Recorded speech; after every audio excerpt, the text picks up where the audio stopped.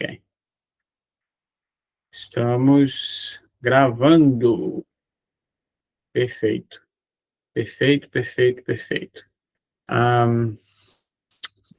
Vou colocar aqui. Bem-vindo à nossa escola bíblica de novo, né? Essa é a sexta aula e se você está aqui, significa que você está buscando profundidade sem perder a praticidade. Aqui é o lugar certo para isso. E hoje nós vamos mergulhar na semana 6 da nossa jornada incomparável. O tema é o chamado dos doze. A gente vai falar sobre estratégia, sobre o porquê de Jesus e sobre uma ferramenta de gestão que vai mudar a forma com que você enxerga as suas decisões. O custo de oportunidade. O título de hoje é o chamado dos 12, estratégia, propósito e renúncia, uma análise de Lucas 5 sobre a ótica da liderança e do custo de oportunidade, com várias coisas práticas. Então, se você ainda consegue tomar café nesse horário, o que não é fácil para todo mundo, né? Mas se você ainda consegue tomar um cafezinho nesse horário, você pega seu cafezinho. Se você ainda consegue, deixa eu só colocar isso aqui.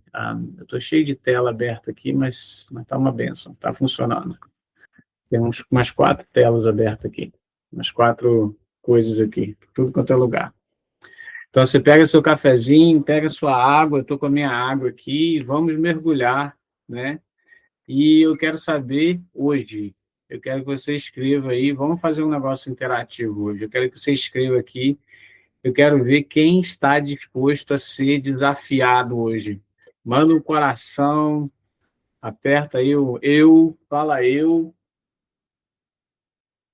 porque eu quero ver se você está realmente disposto. Deixa eu começar com uma pergunta, né? Que a maioria dos líderes de RH, ou as pessoas que estão procurando pessoas para empregar, acharia absurda. Por que que Jesus escolheu pessoas comuns? Alguém tem alguma ideia? Por que que Jesus escolheu pessoas comuns? Né? Como a gente está vendo, a gente está olhando a primeira ferramenta que a gente usou, né? O que, como, porquê. Comece com o porquê, né? Somos chamados a começar o porquê. Por que que ele escolheu, né? Tem um cara chamado Simon Sinek. Eu não sei se vocês já ouviram falar nele. Se você já ouviu falar, me dá um joinha aí para mim saber quem já ouviu falar nele. Simon Sinek. Ele escreveu um livro, Start with Your Why, que foi um best-seller no mundo todo. Comece com o seu porquê, né? Muito usado em muitas empresas. Ele falou... legal, Larissa. Ele fala muito no... Tem um seminário de liderança que ele sempre está lá, esqueci o nome agora, mas é famoso no Brasil também. Mas na teoria dele, do Círculo Dourado, ele ensina que pessoas inspiradoras não começam com o quê, com as tarefas, né? Mas começam com o como, com os processos. Desculpa, não começam com as tarefas ou com os processos, eles começam com o porquê, com o propósito. E Jesus não estava apenas, por exemplo, recrutando pescadores, cobradores de impostos, revolucionários, né?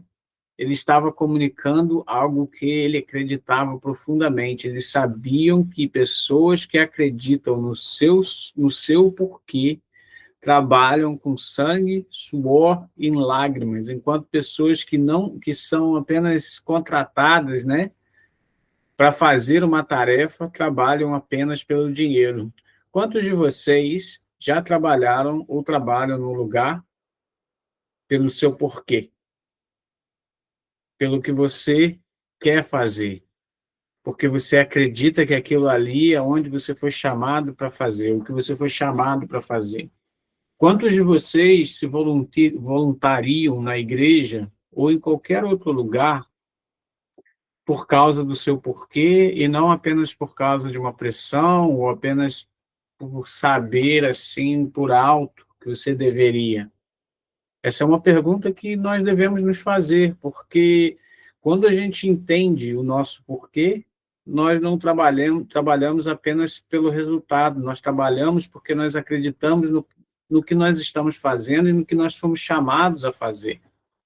O problema é que a gente vive, né, numa era onde está todo mundo ocupado demais para saber sobre o nosso chamado, né? Sabe aquela sensação de estar lavando a rede, por exemplo, Pedro, pescador, né? Exausto, depois de uma noite inteira de esforço, tentando pescar e não teve resultado nenhum? Eu tenho certeza que todos nós aqui sabemos. Eu até sinto no meu espírito, enquanto eu falo, que essa palavra vai ser profética para algumas pessoas aqui. Ah, Senhor, obrigado por isso. Obrigado, Espírito Santo, por compartilhar isso. Sabe, lavando as redes, exausto, depois de uma noite inteira de esforço, sem resultado nenhum. Essa é a nossa dor, a dor de muitos de vocês, né? Vocês estão correndo, produzindo, limpando as redes, né? Como o Pedro, quando ele estava pescando, mas o barco está vazio. E eu quero te convidar rapidamente para mudar o seu olhar aqui e a gente vai ler essa palavra. Está lá em Lucas 5. Está dizendo assim: certo dia Jesus estava perto do lago de Genezaré e uma multidão o comprimia de todos os lados para ouvir a palavra de Deus. Viu à beira do lago 2 barcos deixados ali pelos pescadores que estavam lavando as suas redes. Entrou num dos barcos, que pertencia a Simão, e pediu-lhe que o afastasse um pouco da praia. Então sentou-se e do barco ensinava o povo. Tendo acabado de falar, disse Simão: vá para onde as águas são mais fundas, e a todos lancem as redes de pesca. Obviamente, Jesus falando. E Simão respondeu: mestre, esforçamos-nos a noite inteira e não pegamos nada, mas porque és tu quem está dizendo isso, eu vou lançar as redes. Quando fizeram, pegaram tal quantidade de peixes que as redes começaram a rasgar-se. Então fizeram sinais a seus companheiros no outro barco, para que viessem ajudá-los, e eles vieram e encheram ambos os barcos, a ponto de começarem a afundar. Quando Simão Pedro viu isso, prostrou-se aos pés de Jesus e disse: afasta-te de mim, Senhor, porque sou um homem pecador. Pois ele e todos os seus companheiros estavam perplexos com a pesca que haviam feito, como também Tiago e João, os filhos de Zebedeu, sócios de Simão. Jesus disse a Simão: não tenha medo, de agora em diante você será pescador de homens. Então eles então arrastaram seus barcos para a praia, deixaram tudo e os seguiram. Tá? Deixaram tudo. Muitas das vezes nós estamos como Simão Pedro, produzindo, trabalhando, chegando em casa cansados, mas o barco está vazio. Todos nós queremos uma pesca maravilhosa, mas poucos de nós estamos dispostos a largar as redes. Tem um pastor chamado Craig Rochelle. Ele diz algo precioso: a sua vida é valiosa demais, o seu chamado é grande demais e o seu Deus é incrível demais para você desperdiçar a sua vida com o que não importa. O problema central que a gente vai falar hoje é esse. A rede que te deu segurança ontem pode ser a mesma rede que está te impedindo de viver o propósito hoje. E nós vamos descobrir como Jesus rompe essa lógica, né? E para entender esse texto que a gente acabou de ler, você precisa tirar os óculos do século XXI e colocar o que eu chamo os óculos de um historiador econômico. A gente precisa dar uma olhada em algo bem interessante. O Mar da Galileia, o Lago de Genezaré. Ele não era apenas um lugar bonito para pregar. Não era. Era o motor econômico da região, mas também era um motor extravagista. Deixa eu te explicar isso aí. Era um motor completamente extravagista, controlada por Roma e Herodes, não tinha livre mercado, tá? Era controlada por Herodes Antipas, um dos reis de Roma. Não tinha liberdade econômica, não tinha livre mercado, nada disso. Não tinha. A pesca era regulamentada e para pescar ali, tanto Simão como os filhos de Zebedeu precisavam de licenças caras. Eles pagavam impostos sobre o barco, impostos sobre cada peixe pescado e pedágios para transportar o peixe até o centro, né, para vender. Eles levavam normalmente para Magdala, que era o Vale do Silício da época, né, o lugar mais busy, mais focado em peixe salgado. E o peixe que Pedro pescava era processado ali e exportado para o Império Romano. Então, quando Pedro diz em Lucas 5:5, mestre, havendo trabalhado toda a noite, nada apanhamos, ele não está apenas reclamando de cansaço. Ele está falando de um prejuízo financeiro que podia arruinar tudo, né? Ah, as redes aqui mencionadas eram provavelmente redes de tresmalho, né? Feitas de linho. Essas redes era algo muito interessante. Se elas não fossem lavadas e secas imediatamente após o uso, como você pode ver no slide, elas apodreciam, literalmente. A manutenção dessas redes era o trabalho mais pesado e o trabalho mais essencial que eles faziam ali. Quando Jesus encontra os discípulos lavando as redes, eles estavam encerrando o expediente, aceitando a derrota e cuidando do pouco capital que restava para eles, né? Jesus entra no barco de Simão, pede para ele afastar um pouco da terra. Ele usa o barco como um púlpito, a gente já leu sobre isso, mas nota o detalhe estratégico de Jesus. Jesus primeiro usa o recurso de Pedro, o barco, antes de pedir a vida de Pedro. Ele está estabelecendo um relacionamento. Jesus ele está estabelecendo um relacionamento. No versículo 4, Jesus dá essa ordem absurda. Vai e lança as suas redes de novo, né? Vai lá, vai de novo e lança as redes.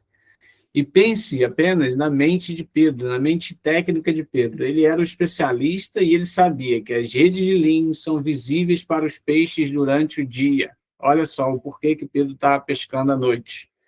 As redes de linho são visíveis, o peixe vê e não vai. A pesca naquela região, né, era noturna para eles e eles já estavam completamente exaustos. E aí a lógica humana diz o seguinte: eu sei como é que isso funciona, eu tentei e não deu certo. Mas a lógica do reino, o porquê de Jesus diz: olha só, ouçam isso, queridos, sobre a tua palavra lançarei a rede.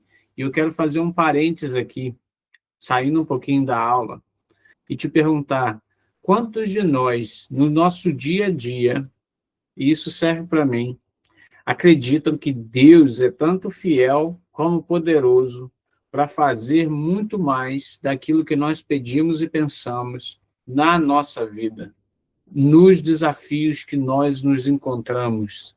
Quantos de nós somos ousados o suficiente para caminhar sob a tua palavra? Sob a tua palavra lançarei a rede. E eu vou te dar um testemunho pessoal aqui, gente. Como eu já devo ter falado para muitas pessoas, a minha vida pessoal ela é ocupada. Não só com a igreja, mas com a minha família, com a escola bíblica, com outras coisas outros planos meus, né? E quando surgiu a oportunidade de eu fazer um mestrado, para ser sincero, até agora eu ainda estou assim, Senhor, como vai ser? Por isso que essa palavra é para mim também. Como que eu vou fazer isso, Senhor? Como que eu vou passar, né?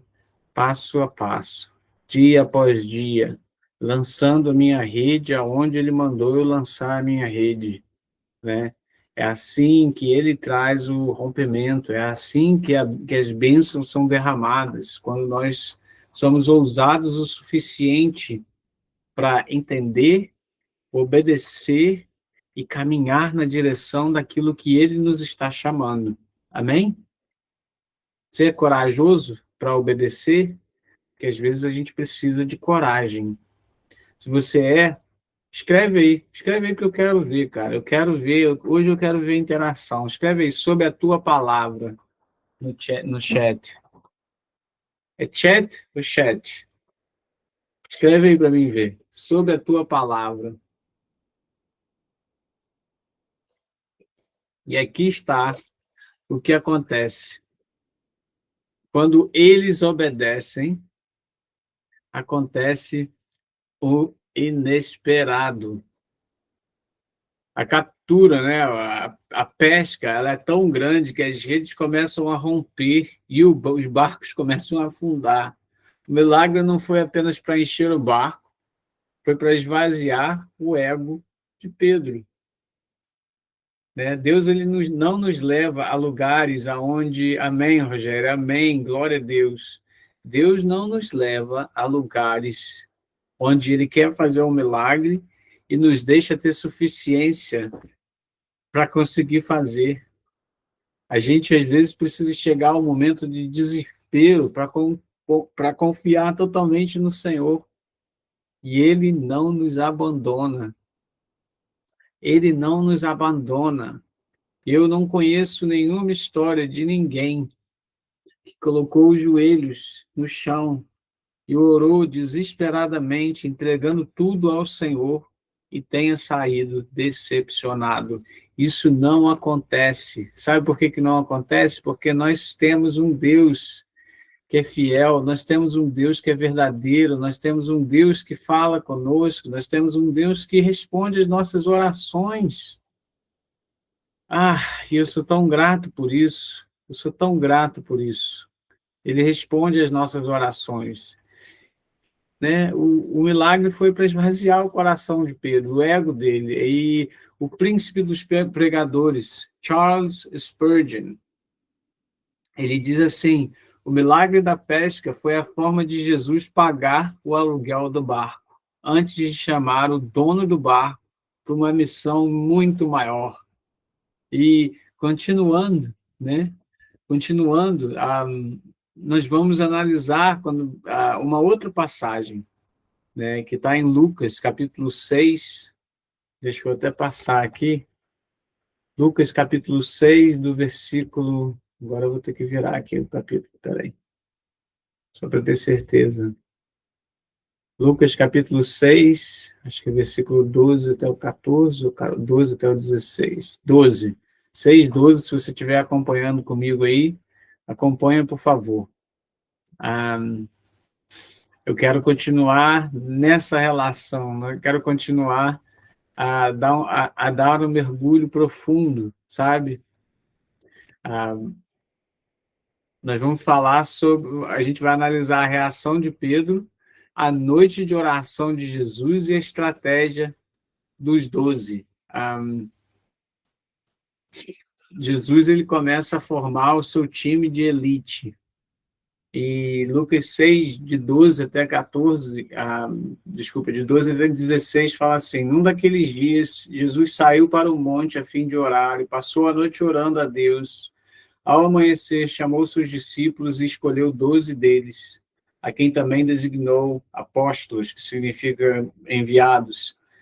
Simão, a quem deu o nome de Pedro, seu irmão André, Tiago, João, Filipe, Bartolomeu, Mateus, Tomé, Tiago, filho de Alfeu, Simão, chamado Zelote, Judas, filho de Tiago, e Judas Iscariotes, que veio a ser o traidor.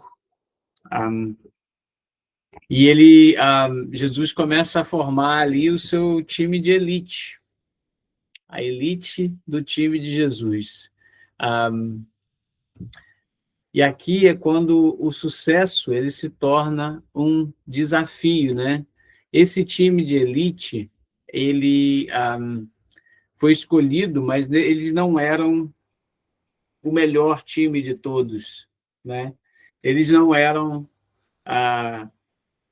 os mais estudados, eles não eram os mais capazes, eles não eram os superpoderosos, eles não eram um time super conjunto que dava super certo, porque num lugar ele chamou Mateus, que era cobrador de impostos, que era chamado como traidor, e aí ele chamou Judas, aí chamou Simão Zelote, que era um revolucionário que queria lutar contra Roma.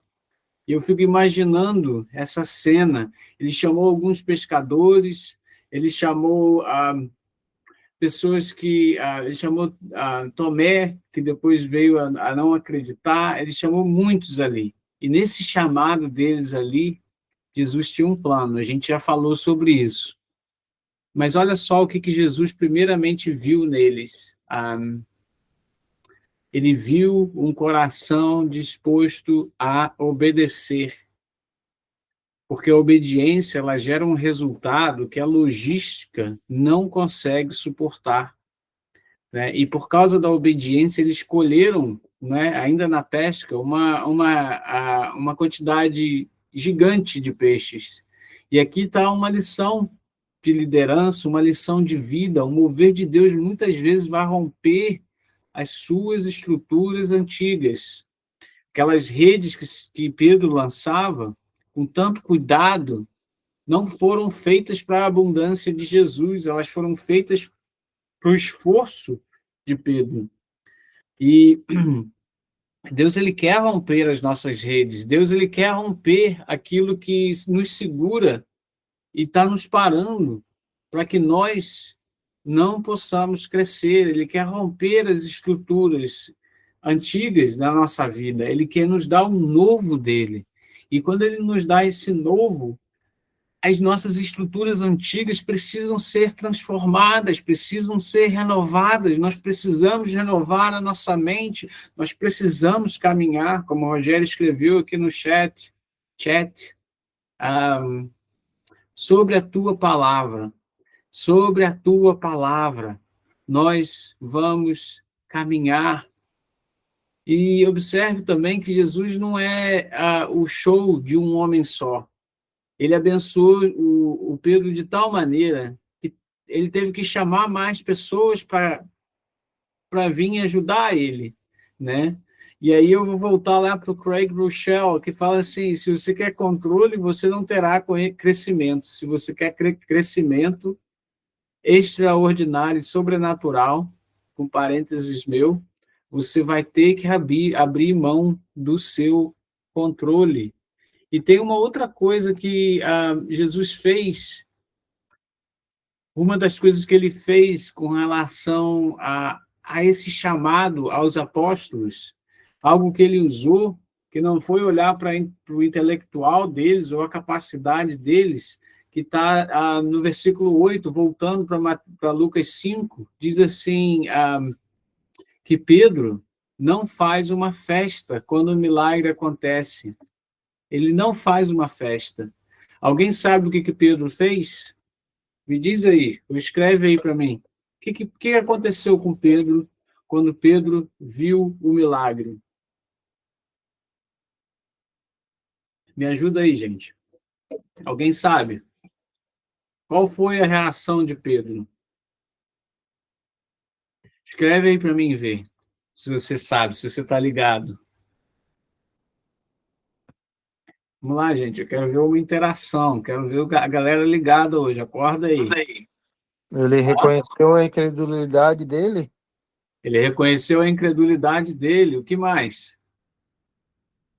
O que mais que ele fez? Olha aqui o que a Bíblia fala. Ele cai de joelhos e diz, ausenta-te de mim, Senhor, porque sou um homem pecador. Pedro sentiu o que todo ser humano sente quando a luz de Deus invade a nossa realidade. A nossa percepção se é transformada de uma percepção de orgulho, de uma percepção de que eu posso, de uma percepção de que eu tenho, de uma percepção de... como que fala entitlement em português? Me ajuda aí, Larissa. Entitlement, intitulado, seria isso? Uma sensação de intitulamento, de que eu tenho. Quando a luz de Deus realmente invade a nossa realidade, a nossa vida, quando a mão de Deus vem sobre nós, a, a primeira coisa que a gente percebe é a nossa falência moral. Se você ainda não teve um encontro com Jesus em que você percebeu a sua falência moral total e a sua total necessidade de dependência dele para viver, para se mover e para crescer, você ainda realmente não teve um encontro com Jesus. Você não teve um encontro com Jesus. Pedro percebeu ali mesmo que Jesus não era apenas um mestre que tinha sorte, ele era o Senhor da criação. Não tinha como pegar aquele monte de peixe. No barco, o criminoso ficou diante do juiz, o poluído diante do imaculado. E aqui nós precisamos entender que o Evangelho é a notícia de que somos muito mais pecadores do que jamais ousamos acreditar, mas, ao mesmo tempo, somos muito mais amados do que jamais ousamos esperar. Deixa eu repetir isso para você. Nós somos muito mais pecadores do que jamais ousamos acreditar, mas, ao mesmo tempo, somos muito mais amados do que jamais ousamos esperar. Jesus não se afasta. Ele diz, não temas, que agora em diante serás pescador de homens. E esse é o momento do porquê definitivo. Jesus transforma o quê de Pedro, que era pescar peixe para vender, no porquê eterno. Pescar os homens para dar a vida a eles, né? Pescar para dar a vida. E aí, chegando nessa estratégia, né? Pedro sentiu o seu pecado, Pedro obedeceu, Pedro sentiu o seu pecado, Pedro se rendeu, Pedro falou, Senhor, o Senhor é santo, e eu sou pecador, eu não sou digno. E aí Jesus vai, passa a noite no monte, e ora, e chama os 12, né? E se Jesus estivesse usando o critério de RH moderno, ele jamais escolheria esse time, né? O Pedro era impulsivo e instável emocionalmente. Alguém aí? Mateus, colaborador do Império Romano, visto como traidor. Simão Zelote, revolucionário político que provavelmente queria matar Mateus.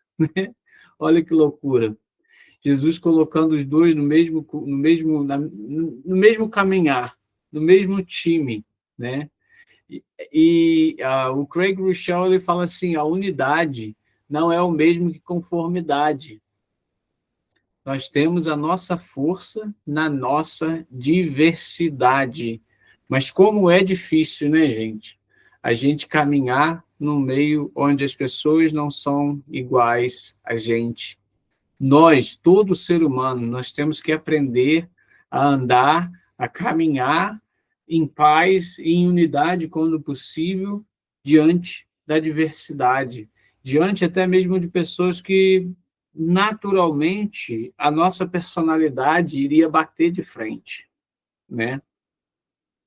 Jesus ele estava provando que o seu porquê era tão poderoso que podia até unir inimigos políticos em torno de uma causa eterna. Olha só, olha Jesus unindo os de esquerda e os de direita.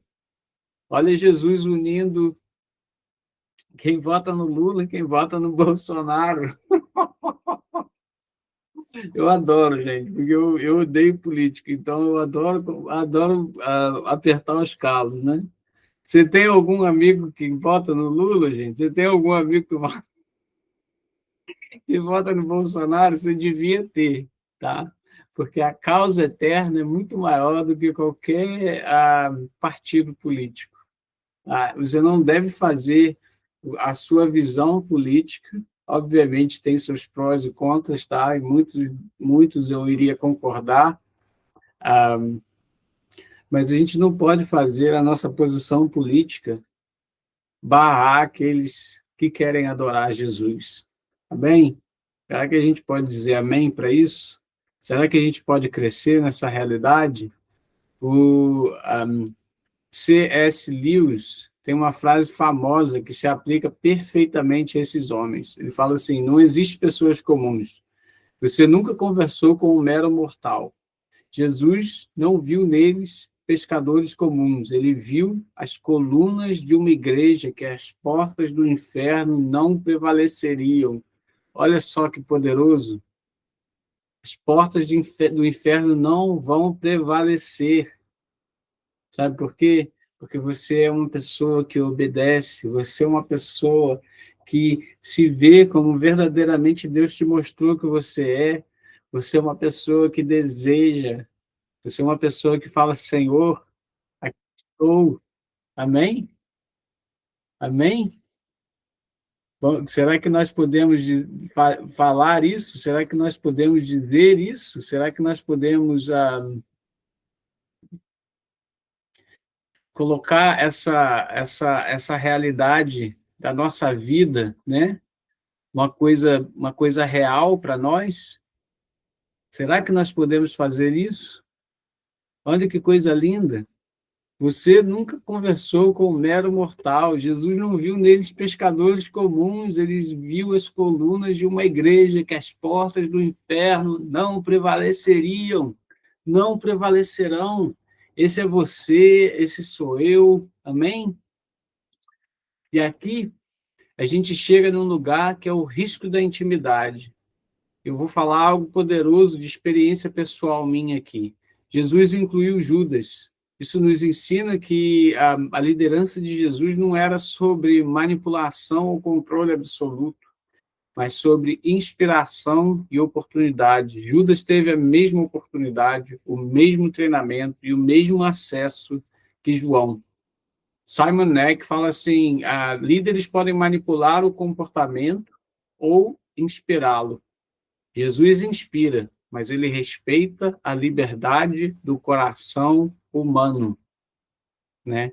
E aí a gente tem a transição, né? Porque no princípio, quando no livro de João, Jesus ele está escolhendo ali os discípulos, né? E eles perguntam para Jesus. A gente estava no livro de Lucas, tem essa passagem no livro de João. Os discípulos perguntam para Jesus: aonde você mora? Jesus não fala, é ali, é aqui, é lá. Jesus fala assim, vem ver. Mas aí, no momento em que eles vão, em que eles vêm, em que eles são transformados, algo acontece ali. Até aqui, o ministério de Jesus era vinde e vede, milagres, multiplicação de pães, curas. No monte, ele mudou a frequência. Ele mudou a frequência do vem e vê para vai e morre. Ele escolhe 12 para estar com ele e para serem enviados. Ele está construindo o que o mundo corporativo chama de estratégia de sucessão. Você já parou para pensar nisso?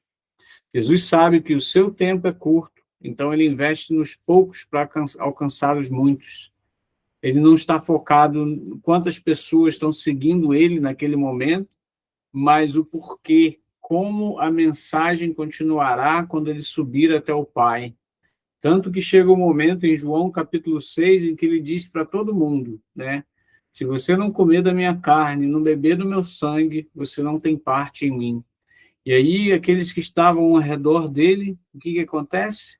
Eles o abandonam. Eles saem de perto, porque aqueles ali estavam apenas atrás dos milagres, da multiplicação dos pães, da cura, do reino que eles podiam ver que estava acontecendo. Mas no momento que a coisa aperta, todos os abandonam, menos os 12. Jesus fica com os 12 e ele, num momento bem sincero, Jesus sincerão 2.0, 3.0, fala assim, vocês também não querem ir, não? Vocês não querem ir embora também, não? E Pedro, impulsivo, as emoções de Pedro em todos os lugares. Pedro era fiel também, gente. Pedro abandonou Jesus, ele negou Jesus, mas Pedro tinha uma fidelidade no coração dele, é algo que eu admiro muito.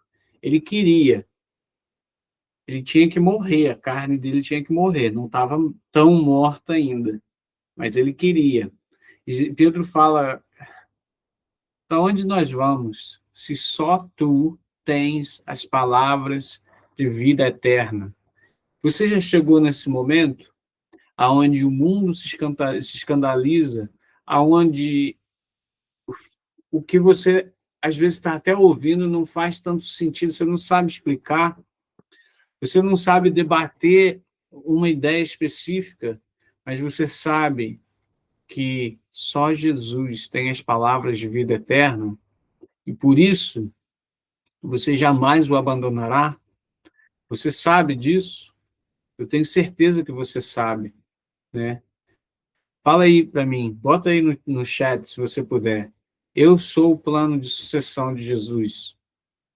Coloca aí. Você que entende que o chamado dele sobre a sua vida é para que você produza frutos, para que você discipule, para que você alcance pessoas, para que você seja um canal do reino de Deus nos céus. Escreve aí, eu sou o plano de sucessão de Jesus. Fala no seu coração, repete para você mesmo, eu sou o plano de sucessão de Jesus. Eu sou o plano de sucessão de Jesus. Aleluia. Glória a Deus, eu sou o plano de sucessão de Jesus.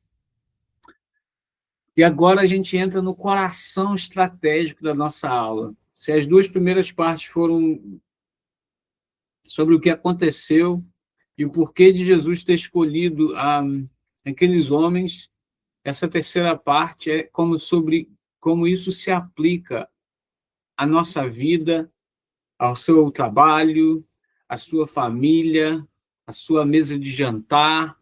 E a gente vai falar agora de gestão, economia e reino, né? A gente vai falar sobre a economia do reino.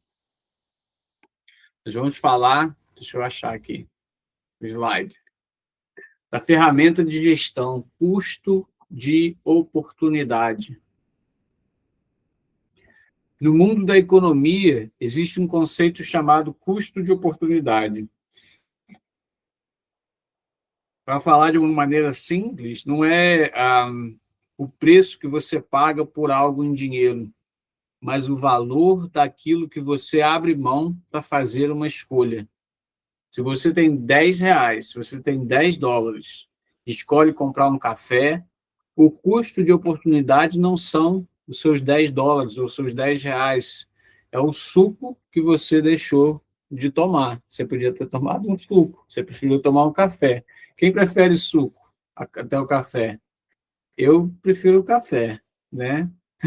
Talvez um suquinho num outro momento, mas um cafezinho, muito bom. Ainda mais se for pilão. Se alguém quiser me convidar, eu estou me convidando. Cafezinho, pilão, não vou negar. Pode ser um cafezinho daqui também, da Nova Zelândia. Mas Jesus foi o maior estrategista de custo de oportunidade da história. Lucas 14, 28, ele fala assim, ele desafia todos nós. Ele faz assim, qual de vós, querendo edificar uma torre, não se assenta primeiro a fazer as contas dos gastos para ver se tem com o que acabar? Jesus não quer seguidores emocionais. Ele quer discípulos que entendam o cálculo da renúncia. Jesus não quer seguidores emocionais. Jesus não quer seguidores que estão prontos para ir para o open heaven, para qualquer outra coisa apenas, mas não estão prontos para entender o preço da renúncia, de largar tudo e seguir a direção que ele nos está chamando. Né? Será que você é capaz de contar o custo e dizer sim para o chamado e não para o seu conforto? E, queridos, não está tão distante. dizer sim para o seu chamado e não para o seu conforto. Dizer sim para o seu chamado a um suco de cupuaçu. Eu não sei nem o que é isso, Lisvaldo. Eita, eu espero que isso aí não seja uma palavra estranha. Para mim é língua. Mas um suquinho é bom também. Cupuaçu. É cupuaçu ou cupuaçu? Então, mas aí eu quero te dizer, cara, sair da sua zona de conforto, né, e dizer sim para o chamado de Jesus, às vezes é tão simples como eu quero aprender, eu quero crescer, eu quero servir, né? O Simon Sinek, ele diz assim, o seu porquê determina o que você está disposto a perder. Se o seu porquê é a glória de Deus, o custo de perder o status temporário parece até barato. Porque se o seu porquê é segurança pessoal, o custo do reino vai parecer caro demais. O que é mais caro? A sua segurança, o seu status ou o reino de Deus? O que você deixaria pelo caminho? E essa é uma das perguntas que Jesus faz, em outras palavras, na parábola do semeador. O que nós deixamos pelo caminho? Porque amamos mais, não é verdade? O problema é que muitos de nós estamos segurando a rede velha, o seguro, o conhecido, o medíocre. E com isso, nós estamos pagando o custo de oportunidade de perder a nova vida que Jesus tem para nós. E quem disse para você que a nova vida é só conversão? Quando Jesus, ele mesmo nos diz que ele tem vida e vida em abundância para nós. Mas a que custo? Qual é o custo da vida em abundância? É largar, muitas das vezes, coisas que nos seguram longe dessa nova vida. Você só vai ver o milagre de Jesus quando você orar por alguém. E o medo? E o medo de orar e não dar certo? O cupuaçu é o primo do açaí, olha só. E o medo de não dar certo? Eu me lembro de uma vez que eu fui visitar meu irmão, eu conheci um dos meus irmãos quando eu tinha 29 anos. E foi muito bom, foi muito bom. Meu pai tinha se separado, foi morar em outro lugar, eu nunca vi o meu irmão, né? Não tinha conhecimento. E eu comecei a contar para ele a história da minha vida, eu comecei a contar para ele do meu testemunho, mas assim, sabe quando você não está esperando nada? De repente, gente, de repente, o meu irmão começa a chorar, chorar, chorar, chorar e chorar. E ele entregou a vida para Jesus ali mesmo. E depois, quando todo aquele momento passou, eu me perguntei, como que isso aconteceu, gente? Como que isso aconteceu? Né? Eu não sabia. Para dar um passo em direção àquilo que Deus te chamou, você precisa dar um passo para longe da sua segurança e do seu conforto, né? Você precisa, você precisa sair, né? Você precisa sair dessa realidade. E agora eu quero te mostrar um pouquinho ah, dessa ferramenta que eu estou falando, né? Quero te mostrar um pouquinho dessa ferramenta. Você imagina só, imagina, vamos lá, muitos de vocês são, mas imagina você é um profissional de alta performance. Seu chefe te chama e te oferece uma promoção, 40% a mais de salário, mais um bônus gordo, mas você vai viajar 3 vezes por semana e está disponível no WhatsApp 24 horas por dia. Levanta a mão aí para me ver quem pega isso aí. Eu quero ver aí, quem vai pegar? Você vai ter que viajar 3 vezes por semana, vai ter um aumento de 40% e um bônus gordo, mas você precisa estar no WhatsApp qualquer hora que ele te chamar. Quem consegue? Quem quer? Ninguém? Então vamos lá, vamos continuar. A rede, né? A rede aqui seria o status de diretor, de CEO e o conforto financeiro. O custo de oportunidade seria a sua intimidade com Deus, o discipulado dos seus filhos, e talvez a sua saúde mental. A lógica do reino fala assim: se você aceita a promoção apenas pelo dinheiro, apenas pelo quê, você paga o preço com o seu porquê, a sua família e a sua missão. No reino, o sucesso que destrói a família é, na verdade, um fracasso total. O sucesso que destrói a família é, na verdade, um fracasso total. E o mundo, ele vai te pressionar e ele vai te impressionar, né? Ah, com coisas que não valem, né? Com pessoas que não importam, com coisas que não duram. E a realidade é que nós precisamos estar com os nossos olhos abertos. Você quer ver um outro cenário? A família, você está vendo aí no slide, o filho perfeito, tá? Muitos pais hoje, muitos, no mundo inteiro, estão escravizados pelas redes do perfeccionismo. Eles querem que o filho fale 3 línguas, jogue tênis, xadrez e seja o melhor da classe, ocupando todas as noites da semana com alguma atividade extracurricular. A rede aqui é a aprovação social e o orgulho de ter um filho de sucesso, segundo o mundo. Eu tive a oportunidade, né, trabalho com um sul-coreano, ele é meu supervisor direto. A cultura sul-coreana é dessa forma, né? Eles querem que os filhos estudem ou engenharia ou medicina. A mesma coisa com os chineses também, tem muitos que são assim. Há uma necessidade e a pessoa se gaba dos seus filhos, o que eles fazem. Por exemplo, eu falo com meu irmão de vez em quando e uma das coisas que ele fala comigo, eu às vezes falo assim, não, meus filhos estão bem, está tudo bem, e aí o primeiro lugar que ele vai e fala sobre o quanto que ele está gastando com a escola da filha, o quanto que é bom a escola, e isso e aquilo, ele vai falando e falando e falando, e assim, eu não ligo para essas coisas, sabe? Mas ele está literalmente se gabando, ele está querendo dizer algo a mais. Ah, e quantas vezes, né, alguns de nós somos essas pessoas, né? Todo esse ativismo gera um custo, que é o tempo de qualidade na mesa. Para falar sobre isso também, queridos, tenha tempo de mesa. Se você tem filhos, sente todo dia à mesa e coma com eles. Bota telefone, televisão, desliga tudo isso. Tenha tempo de mesa.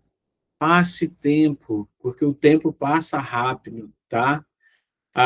Você perde a oração antes de dormir, você perde a oportunidade de forjar o caráter de Cristo no coração das pessoas, através do relacionamento, né? E a lógica do reino diz, deixa essas redes, né? Que aqui significa aceitar ser um pai ou uma mãe, vamos dizer assim, mais comum aos olhos do mundo, mas você começa a ser um pai, uma mãe, um irmão, um filho extraordinário aos olhos de Deus. O custo de dar tudo, por exemplo, no caso da família, ao seu filho, exceto Jesus, é o custo de oportunidade mais trágico que existe. Eu vou falar uma coisa aqui que eu espero que todos peguem para vocês, né? Inclusive a liderança da qual a gente faz parte, dos pastores amigos que possam estar assistindo.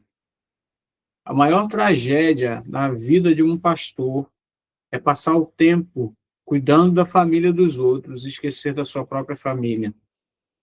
A maior tragédia na vida de uma pessoa no ministério é passar a vida trabalhando pelos outros, mas esquecer do que é mais importante, daqueles que estão mais perto de você, da sua família principal.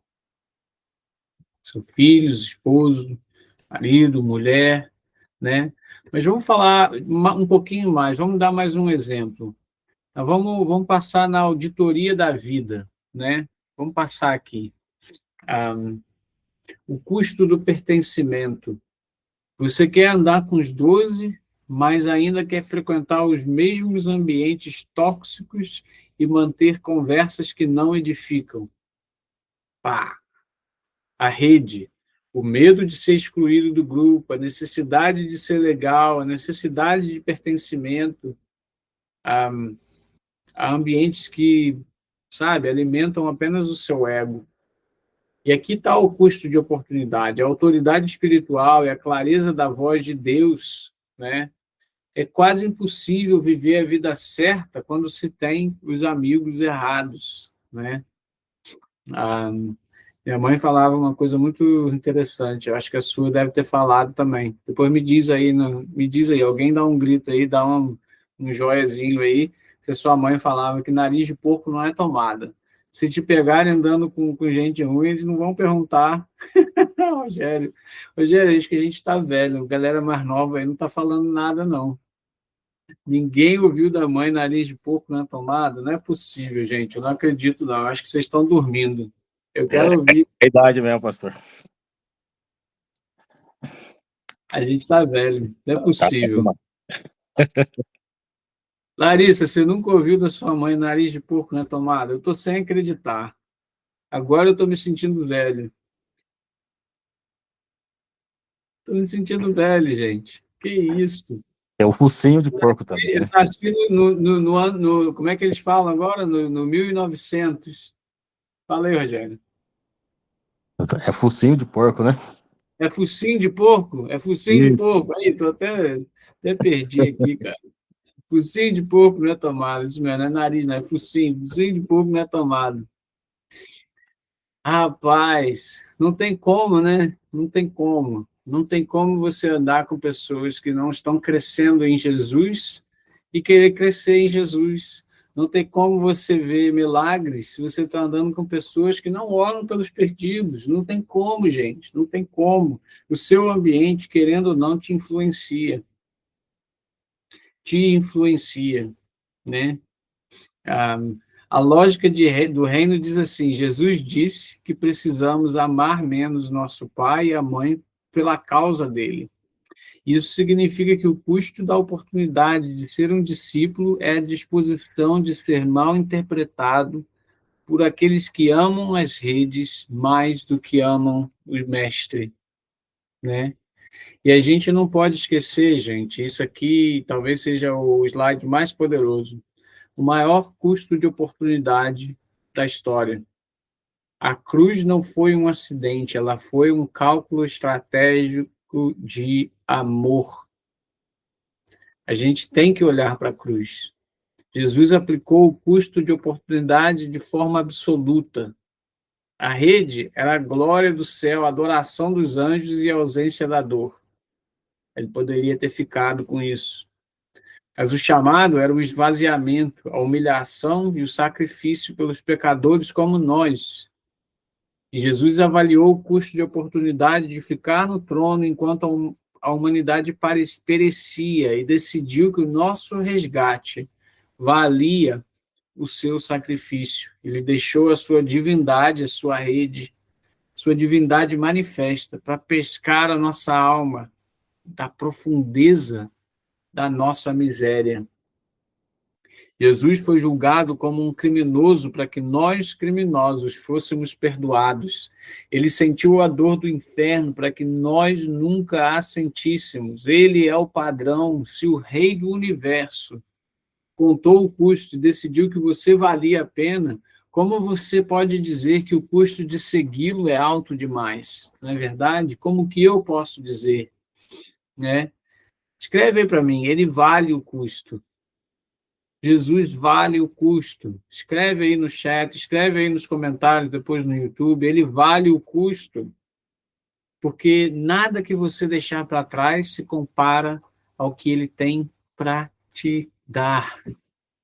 Né? Nada, nada, nada, nada. O custo de oportunidade não é sobre o que você perde, mas sobre o que você valoriza.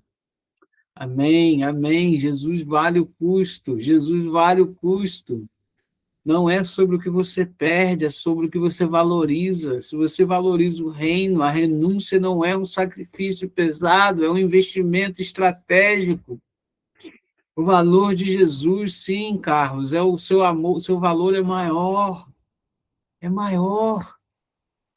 Aleluia. E a gente está chegando no final, momento de amarrar todas as pontas. Nós começamos perguntando por que de Jesus escolher pessoas comuns como eu e você. Passamos pelas águas profundas do mar da Galiléia, entendendo que a rede que Simão lavava não era apenas um instrumento de trabalho, era a sua identidade, era a sua segurança. Nós vimos que o milagre da pesca maravilhosa não foi um fim em si mesmo, mas uma demonstração de que o dono do como e do que estava diante deles, convidando-os para um porquê, para uma missão eterna. Como o Simon Sinek falou, né? Ele fala, as pessoas não compram o que você faz, elas compram o porquê você faz as coisas. E Pedro e os outros 11 não seguiram a Jesus por causa de um plano de benefícios, ou uma carreira eclesiástica, ou um salário bom. Eles seguiram porque o porquê de Jesus, e isso nós precisamos entender, o porquê de Jesus, buscar e salvar o que foi perdido, o que estava perdido, ressoou na alma deles de tal forma que as redes, os barcos, a carreira, a influência e até a segurança financeira pareceram subitamente pequenos demais. E agora eu quero que você preste atenção no que eu vou te dizer. Eu vou te falar algumas frases aqui. E depois, se você quiser, posta depois no Stories, me marca lá com essas frases, né? Você pode ter o controle ou você pode ter o crescimento, mas você nunca terá os dois ao mesmo tempo. Essa é uma. A outra é o custo de segurar a sua rede velha é a perda da nova vida que Deus preparou para você. O custo de segurar a sua rede velha é a perda da nova vida que Deus preparou para você. Deus não está procurando sua habilidade, Ele está procurando a sua disponibilidade. Ontem, algumas pessoas cancelaram no louvor, né? E ia acabar sendo a minha esposa, o Marlon e a Liora cantando. E aí, obviamente, seria difícil cantar em português, porque a Lili, minha filha, de noite, né, no caso, não sabe nada, sabe pouquíssimo. É o que eu falo com ela, mas é pouco. E a Di sabe, mas não tem tanta segurança sozinha. Mas aí, no último momento, a Camila chegou e ela falou assim, ué, cadê todo mundo? Eu falei, ué, é você, todo mundo? Não vai, não? Ela falou, tá bom, eu vou. Levantou e foi. Assim mesmo, corajosa ela, cara. Mas glória a Deus pela vida dela. Deus, eu falei para ela ontem isso. Deus não está procurando a sua habilidade, Ele está procurando a sua disponibilidade. A gente precisa entender isso aí. E para dar um passo em direção ao que Ele te chamou, você precisa dar um passo para longe da sua segurança, né? E a disciplina que você evita hoje é a liberdade que você vai perder amanhã, né?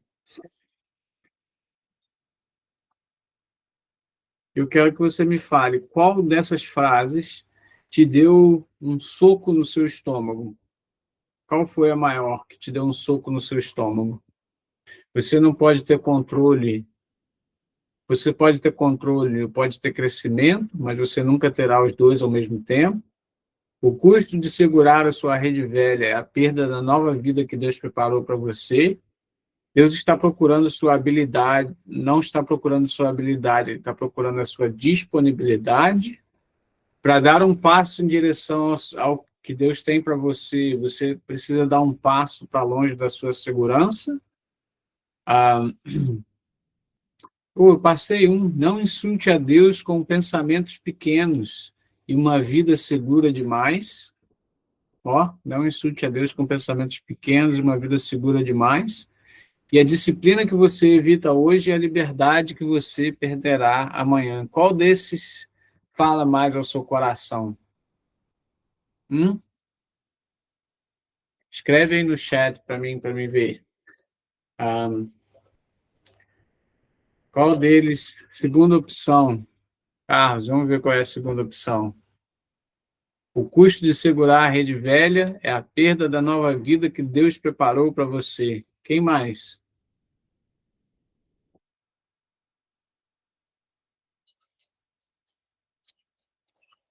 Alguém mais aí escrevendo? Segurar a rede velha também. Obrigado, Rogério. Amém, queridos. Qual desses mais fala ao seu coração? Para mim, hoje, não insulte a Deus com pensamentos pequenos e uma vida segura demais. Eu morro de medo de falar essas coisas, gente. Sabe por que eu tenho medo? Porque Deus já me tirou de 4 lugares diferentes. Falou assim, aí, levanta a tenda e vai. Vou para onde? Como? O que eu vou fazer? Não sabia.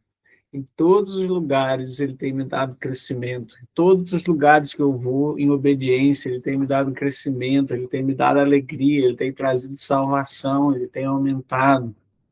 E às vezes sair de um lugar que você está não significa sair da sua casa, sair literalmente fisicamente, né? Embora para mim tenha sido. Significa você obedecer a ele, porque o que você vê é maior do que aquilo que você pode segurar por você mesmo. E aqui nós não somos apenas ouvintes, né? Nós somos praticantes. Esse guia, essa aula hoje é focada no custo da rede, né? E eu quero te dar um dever de casa, que é realizar uma auditoria de custo de oportunidade na sua vida. Eu mandei o PDF lá, depois você pode abrir, você vai ver, tem um passo a passo lá, mas eu quero que você pegue um papel, ah, né? Usa lá e pega né? Você dá um print lá, ou até faz no seu notebook, no seu celular, mas eu quero que você identifique 3 redes na sua vida, 3 atividades, hábitos ou investimentos. Pode ser de tempo ou de dinheiro, que hoje consomem a sua energia, mas que não estão alinhados com o seu porquê em Deus, né? E aí eu quero que você calcule o custo. Para cada uma dessas coisas, responda: o que eu estou perdendo de crescimento espiritual ou impacto ministerial ao ficar com esta rede? Por exemplo, um exemplo clássico, né, que todos nós somos culpados, ou quase todos. Se você gasta 2 horas por dia nas suas redes sociais, né, o seu custo de oportunidade pode ser o tempo de leitura bíblica, né, que vai transformar a sua vida. E aí eu quero que você escolha uma dessas redes para você abandonar ou reduzir drasticamente essa semana. Use esse tempo liberado para investir em algo, né, que gere frutos do reino. E se lembre, o sucesso do reino não é sobre o que você acumula, é sobre o que você tem coragem de deixar para trás. E para encerrar a nossa aula hoje, eu quero deixar você com o pensamento do Lewis, que ele fala, que a gente falou, né? Ele diz que não existem pessoas comuns.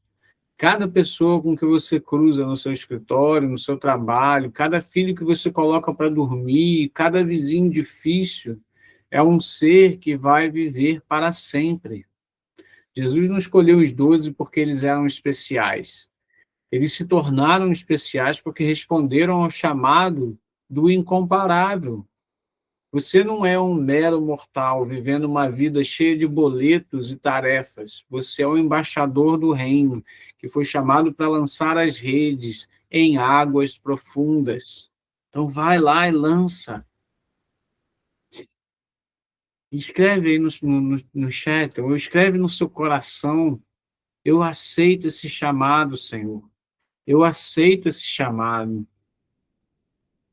O Alisson está dizendo: sou muito grato a Deus, porém sou medíocre em meus pensamentos limitados por tempo mal administrado. Todas as frases são cabíveis a mim. Amém, Alisson. Amém, amém. Deus está nos ensinando algo novo hoje. Deus está nos ensinando algo novo. E eu quero orar, e depois que eu orar, eu vou parar a gravação e vou abrir para as perguntas. Mas vamos orar comigo. Pai, nós te agradecemos, Senhor. por essa jornada. Obrigado porque o Senhor entra nos nossos barcos, no meio da nossa frustração. Obrigado porque o Senhor não nos pede o que não podemos dar, mas nos dá autoridade para fazer o que sozinhos jamais faríamos, Senhor. Eu oro por cada um aqui assistindo, que eles tenham a coragem de Pedro para largar a rede da segurança e abraçar o risco do propósito, que o custo de oportunidade de te seguir, Senhor, seja visto como o maior investimento das nossas vidas.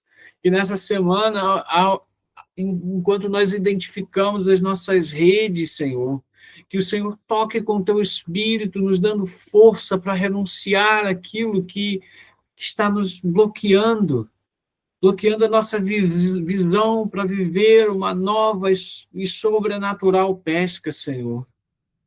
Nós declaramos que não somos definidos pelo que pescamos ontem, mas pelo que o Senhor nos chamou para ser hoje. No nome de Jesus eu oro, Senhor. No nome de Jesus. Amém. Amém e amém. Amém. Deus abençoe, queridos. Deus abençoe. A gente está terminando aqui. Eu vou parar a gravação e vou abrir para perguntas. Deixa eu só parar aqui. Deus abençoe aqueles que estavam assistindo no YouTube, que você possa largar as suas redes de segurança e seguir o caminho que Jesus está te chamando. Amém?